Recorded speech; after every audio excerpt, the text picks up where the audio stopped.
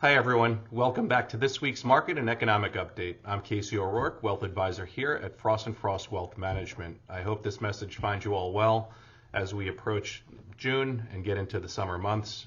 As temperatures rise, for those of you in Florida, understand that the heat is now on. So let's get started with the big picture. Right now, the U.S. economy is still growing, but it's doing so at a slower pace. And that's okay as far as I'm concerned. Slow and steady sometimes does win the race. The most recent GDP report showed modest growth, and while inflation has eased from the highs that we saw before, it's still lingering but not completely gone. Think of it like other seasons in Florida. It's not scorching hot anymore like the summer, but you're still going to sweat a little bit. It means the economy is cooling down, just enough to keep inflation in check without slamming on the brakes too hard. Because of this, the Federal Reserve has pressed pause on interest rate hikes, and it's likely that they're even talking about possible rate cuts later this year, depending on how things, if the market does continue to soften. The markets have reacted well to this so far. Another positive factor is that the job market remains relatively healthy. We're still seeing job creation across many sectors, although the pace has slowed down a bit and wages are rising, though not as much as they were in the past. What's also encouraging is that the labor force participation rate remains healthy and gradually improving. Just a reminder that this is the percentage of people that are currently employed or those that are seeking new employment. Now let's talk a little bit more about the health of the consumer, because that's a big driver of the economy. Being that we're a consumption-based economy, when consumers have money, they generally spend it. And right now, most households are still spending. However, they're being a little bit more cautious.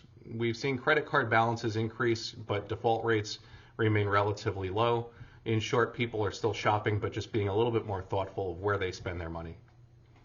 As for the markets, it goes without saying that we experienced volatility from mid-February through early April, and continues to be ongoing global uncertainties and trade tensions, as well as a lot of noise in the media.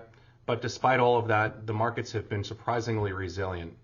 Stocks have certainly been choppy day to day, but in an upward trend, and bond yields have risen, partly due to government debt concerns, which is on everyone's mind, and potential policy changes, which means better income options, for you through some of those more conservative investments. Think about CDs, money markets, and treasuries.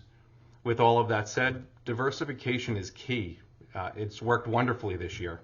Your investment committee has been working diligently for you to navigate the current environment with a disciplined and methodical approach, designed for your specific goals in mind, of course.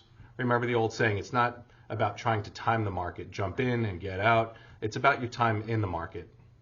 So here's the takeaway. Stay the course. Unless something has changed, if so, then please let us know. We're happy to reevaluate your needs, but try to remember that your retirement plan is built to weather uncertain times like this, because rest assured, we're going to see more times like this in the future. There's no doubt about it. But just know that you have a team of professionals here that are watching the road ahead so that you can enjoy the ride.